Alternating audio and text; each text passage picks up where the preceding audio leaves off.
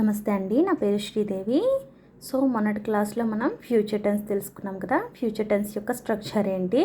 Subject plus will plus V1 plus object కదా. దాంట్లో positive sentences చూసాం, నెగిటివ్ సెంటెన్సెస్ చూసాం.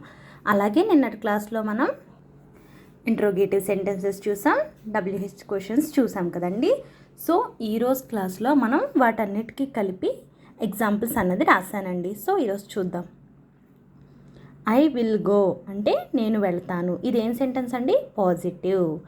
ఐ వోంట్ గో అంటే ఏంటి? నేను వెళ్ళను అన్నదేమవుతుంది? నెగిటివ్. వోంట్ అంటే ఎలాగని చెప్పాను? విల్ నాట్ని ఏమంటాం? వోంట్ అని అంటాం అన్నమాట. సో ఇంట్రోగేటివ్కి వచ్చేసరికి విల్ ఐ గో, నేను వెళ్ళాలా అన్నది ఏమైంది? ఇంట్రోగేటివ్ సెంటెన్స్ అయింది. సో దానికి నెగిటివ్ ఇంట్రోగేటివ్ ఎలా అవుతుంది? Won't I go. Will positive అయినప్పుడు వోంట్ అన్నది ఏమవుతుంది? నెగిటివ్ అన్నమాట. వోంట్ ఐ గో, నేను వెళ్ళకూడదా అన్నది ఏమవుతుంది? నెగిటివ్ ఇంట్రోగేటివ్ అవుతుంది.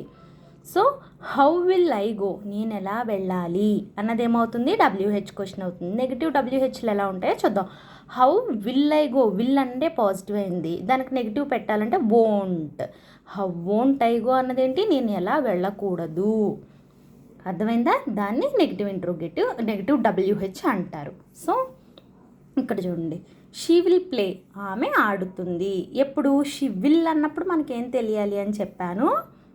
ఫ్యూచర్ టెన్స్ అని తెలియాలి. సరేనా అండి? సో ఆమె రేపు ఆడుతుంది అన్నది పాజిటివ్. ఓకేనా? నెగిటివ్ ఏంటి? షీ వోంట్ ప్లే, ఆమె ఆడదు రేపు. ఓకేనా? అది నెగిటివ్. ఇంట్రోగేటివ్లో చూసుకోవచ్చు. విల్ ఐ ప్లే, ఓకే, నేను ఆడనా అని అడుగుతున్నట్టు, అది ఇంట్రోగేటివ్. దానికి విల్ ఐ ప్లేకి నెగిటివ్ ఏంటి? విల్కి నెగిటివ్ ఏంటి? Won't I play. ఓకేనా? నేను ఆడకూడదా, అది నెగిటివ్ ఇంట్రోగేటివ్ అన్నమాట. So how will I play అంటే ఏంటి? నేను ఎలా ఆడాలి. సరేనా?